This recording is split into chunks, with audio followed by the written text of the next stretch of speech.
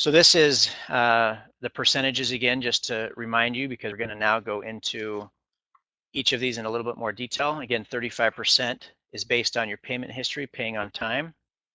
30% is the amount you owe. You want to stay 30% or lower. 15% is how long of a credit history you have, so don't close those larger accounts. Now you can cut the credit card up. You don't have to put any more money on it, but just don't close the account. Your credit mix, again, what type of credit do you have? Are they good ones, or are they the payday loans or the store cards that you're signing up for? And then new credit, as you sign up for new credit, it's going to hurt you because you have more of a risk because there's more available to you, but now your average credit length is going to shrink because this new credit has like 2 days on it. All right, so payment history. This shows the number of late payments, how recent your late payment was. How severe was your late payment? Was it a 30-day late? Was it a 60-day late? Was it a 90-day late? Again, how the age of your accounts. And so he's had this card for 10 years and this is the first time late, or has he had this card for 2 months and he's already late? And so you can see how that payment history goes into account. And then how many, the number of accounts that are currently past due, all of those go into this 35% payment history. And so the number one way to improve your credit is to pay on time, to not be late, and to just make your payments. Number two is the amount of debt, this 30%. And this is, again, the number of accounts that you have open, right? And so you can leave your longer accounts open.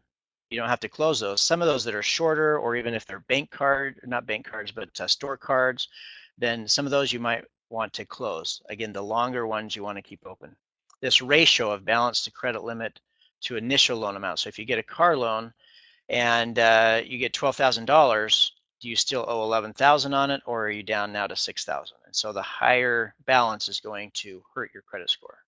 The number of accounts with a balance. If you have 5 different accounts, but only 2 have a balance and they're under 30%, and you pay those off every month, that's going to look a lot better than 5 accounts maxed out.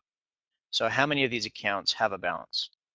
Then your overall use of debt on all revolving accounts. Again, if you have 4 credit cards and they're all maxed out, or you're using them all the time and they're 80-90%, then that's not going to look as good as having 4 credit cards, only using 1, keeping it below 30%, and paying it off every single month. Length of credit history, we talked a little bit about this. You want to keep those older accounts on your account. Don't cut. You can cut them up, but don't close them.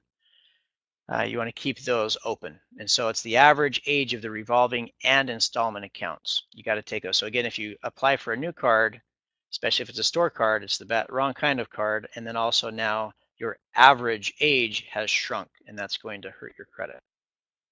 Your credit mix, again, it's the type of lender. You want the good lenders. If you get a auto loan from your credit union or bank, that's going to look better than, say, even from the car. If it's a good dealership, but there's some dealerships that use kind of sketchy loans for those who have poor credit. That gives you the loan, but it's not the type of lender that the credit agencies and bureaus want to see. So it's this revolving line of credit and the installment loans and your mortgage and your student loans. You know, what's the mix of credit that you have? If you only have one and it's store cards, then that's gonna not give you as good a credit as having, say, a mortgage, student loans, car loan, credit card, etc. There's a nice mix, and you can show that even in revolving credit or installment loans, you can pay on time and pay those off. Then finally, new credit. Again, how many did you open within the last 12 months? How many of hard inquiries have you received recently? And then especially in the last 6 months, what are the recent loans that you actually got? And so let me just talk real quick about, again, hard pulls. If you're going to go for a mortgage or to get an auto loan, they only count, you can go and they expect you to go out and kind of compare different rates, right? So if you're going to look for a mortgage loan, let's say you're going to refinance, I would recommend getting one from, say, if you're with a credit union or a small bank, looking at a larger bank and then going to a mortgage company, because they have lots of different types of loans that might be beneficial. So then you get 3 different people pulling your credit in order to get an accurate estimate or quote of what that might look like. That only counts as one hard pull. So even if you had 4 or 5 people pulling your credit for the same reason, looking to refinance your mortgage, it only counts as one. Same thing with an auto loan. If you're going and you go to multiple different places and have 4 or 5 places pull your credit in order to give you a quote for what your auto loan would be, it only counts as one because they understand, the economy understands that you're comparing and looking for the best rate for an auto loan. And so that only counts as one. Now, if you go and you get an auto loan, pull your credit for an auto loan, pull your credit for a mortgage, pull your credit for a cell phone, those are going to be 3 different ones, right? It's only for the same category that you're comparison shopping.